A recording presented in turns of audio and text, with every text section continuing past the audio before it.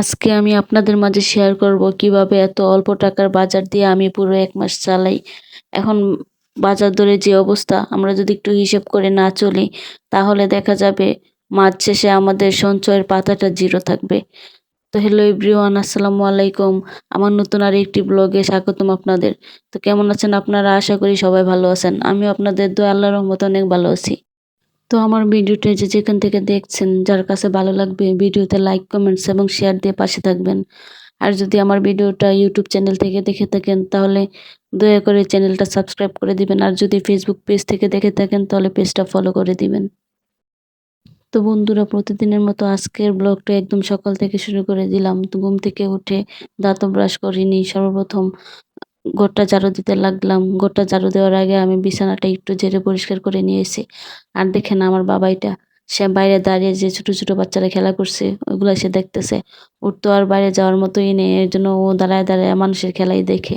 আবার বেলকনিতে দাঁড়িয়ে সব কিছু দেখা যায়, নিচে যে ছোট ছোট বাচ্চারা খেলা করে ওগুলো প্রায় সময় দাঁড়িয়ে দেখে। আর দেখেন বিছানাটার কি অবস্থা করছে। ঘুম থেকে উঠে ওর যত খেলনাপাতি আছে সবগুলা নিয়ে আগে বিছানার উপরে উঠবে। এগুলা সারাদিন গুছাই, গুছাতে গুছাতে আমার হাত ব্যথা হয়ে যায়, কি বলবো। আর এগুলা গুছানোর পরে যে কালকে রাত্রে বাবুর আব্বু বাজার করে নিয়ে আসছে, ওই বাজারগুলো এখন গুছিয়ে রাখবো। আর আপনাদেরকে বলবো কিভাবে আমি এত অল্প টাকা দিয়ে প্রতি মাসের বাজার খরচগুলো চালাই। এখন বাজার দরের যে অবস্থা, আমরা যদি ঘরের বউরা একটু হিসাব করে না চলি তাহলে দেখা যাবে যে মাস শেষে আমাদের যেই টাকাটা আয় হয় ওই সম্পূর্ণটাই ব্যয় হয়ে যাবে। আর যদি একটু হিসাব করে চলি তাহলে দেখা যাবে যে মাস শেষে কিছু টাকা হলেও আমরা সেভিংস করতে পারবো। আর সেভিংসটা সবার জন্যই জরুরি। যেমন আমাদের বাচ্চা আছে, বাচ্চার ভবিষ্যৎ, বাচ্চার লেখাপড়া সবকিছুর ক্ষেত্রেই কিন্তু এখন যদি সেভিংস করে রাখি তাহলে ভবিষ্যতে সেটার জন্য অনেক সুফল বয়ে আনবে আমাদের। আর কিছুদিন পরে তো, বিশেষ করে আমার একটা ছেলে আছে, ছেলেটাও বড় হবে, তখন খরচও বাড়বে।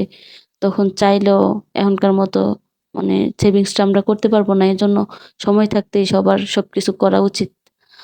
তাই আমি এখন চেষ্টা করি যত সম্ভব একটু হিসাব করে সংসারটা চালিয়ে কিছু টাকা মাস শেষে কিছু টাকা হলেও জমিয়ে রাখার।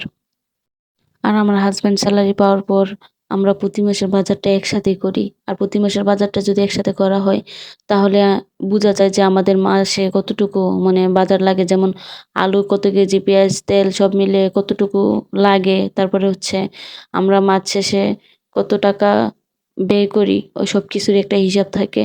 এজন্য আমি মনে করি সবারই মাসে একসাথে বাজার করাটা আ ভালো। আর একসাথে বাজার করলে এখানে অনেক কিছু খরচ আমার মনে হয় কম লাগে। সবকিছুর একটা হিসাব থাকে আরকি, প্রতি মাসে বাজারটা একসাথে করলে।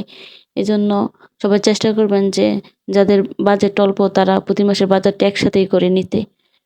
আর দেখেন এখানে বাবুর আব্বু ২ কেজি পেঁয়াজ, তারপরে হচ্ছে ৩ কেজি আলু, তারপরে হচ্ছে ১/২ কেজি হুইল পাউডার, তারপরে বাবুর কিছু মানে ওর কিছু মজা নিয়ে আসছে আরকি বাজার থেকে।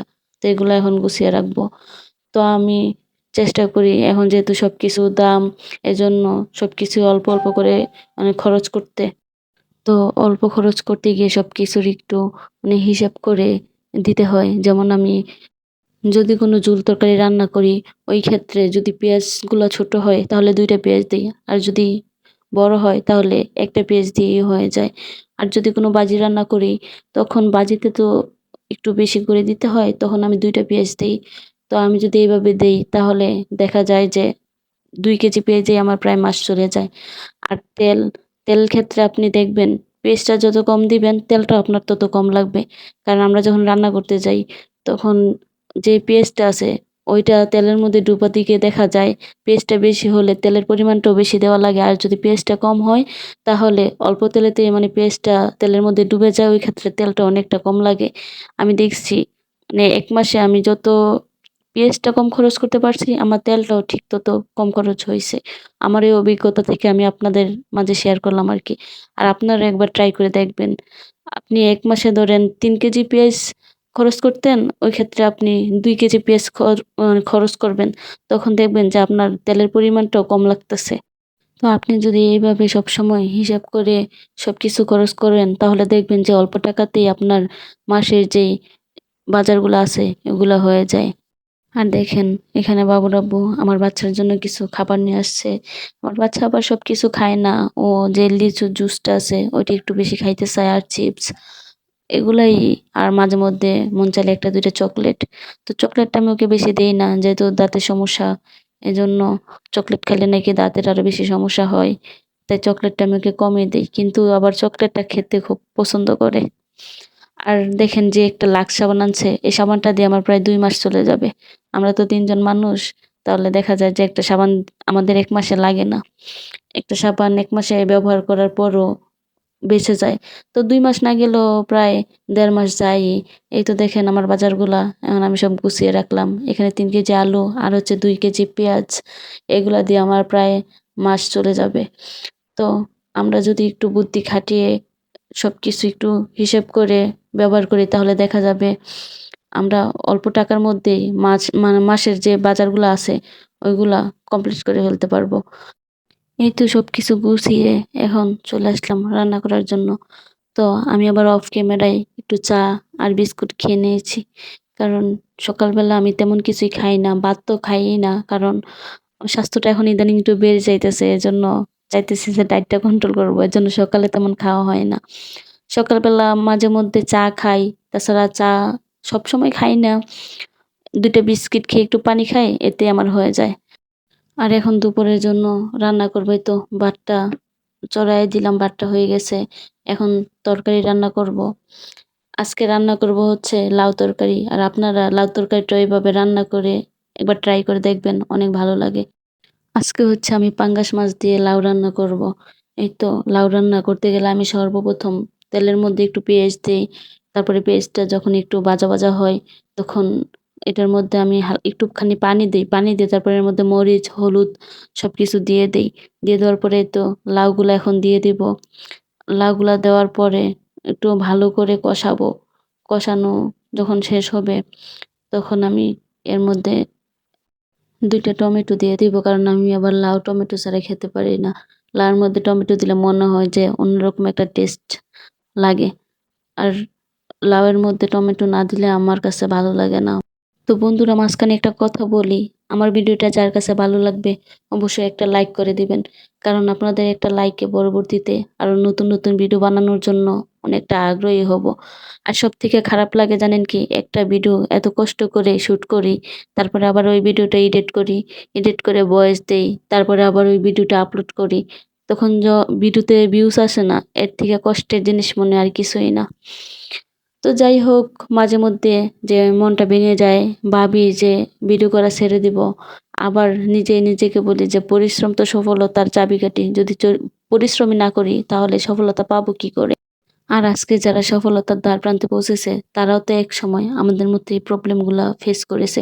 এজন্য এরা কি ভিডিও করা ছেড়ে দিয়েছে? না, ওরা ছাড়েনি। বরং পরিশ্রম করে দিনের পর দিন ভিডিও আপলোড করেছে। এজন্য আজকে ওরা সফলতার মুখ দেখতে পেরেছে। তো আমারও দীর্ঘ বিশ্বাস, যদি পরিশ্রম করি, নিয়মিত ভিডিও আপলোড করি তাহলে অবশ্যই একদিন সফলতা দেখা পাবোই। আর সেটা আপনারা যদি সাপোর্ট না করেন তাহলে কোনোভাবেই সম্ভব না। আপনারা যদি একটু ভালোবাসা দেন, পাশে থাকেন তাহলে দেখবেন এটা যত বড় চ্যালেঞ্জই হোক একদিন জয় করেই ছাড়বো ইনশাল্লাহ। এই তো আপনাদের সাথে কথা বলতে বলতে আমার রান্নাও প্রায় শেষ পর্যায়ে। আলু দিয়ে বরবটি ভাজি বসাইছিলাম, এটাও হয়ে গেছে। ভাতও হয়ে গেছে। এখন শুধু লাউ তরকারিটা অল্প একটু বাকি আছে। তো টমেটোগুলো দেওয়ার পরে দেখেন তরকারির কালারটা কত সুন্দর এসেছে। আর এটা খেতেও কিন্তু ভীষণ মজা। আপনারা এভাবে একবার রান্না করে খেয়ে দেখবেন, অনেক ভালো লাগবে। আর বন্ধুরা এই কথাটা আমি প্রতি ভিডিওতেই বলে থাকি। আমার কোনো কথায় বা আমার কোনো ফুটেজে যদি কোনো ভুল ত্রুটি থেকে থাকে তাহলে অবশ্যই আপনারা সেটা কমেন্টস এর মাধ্যমে জানাবেন। তাহলে সেটা আমি সংশোধন করার চেষ্টা করব। কারণ নিজের ভুলটা নিজের চোখে সবসময় পড়ে না। আপনারা যদি সেই ভুলটা আমাকে ধরিয়ে দেন তাহলে সেটা আমার জন্য ভালো হবে। আর আমি আপনাদের সামনে আরো ভালো, ভালো ভিডিও উপহার দিতে পারবো। তো যাই হোক, আমার কথায় কেউ কিছু মনে করবেন না। সবাই ক্ষমা দৃষ্টিতে দেখবেন। ভুল ত্রুটিগুলো ক্ষমা করবেন। তো আজকে ভিডিওটা আর বেশি বড় করব না। দেখা হবে আগামী নতুন কোনো ভিডিওতে। সেই পর্যন্ত ভালো থাকবেন সবাই। আল্লাহ হাফেজ।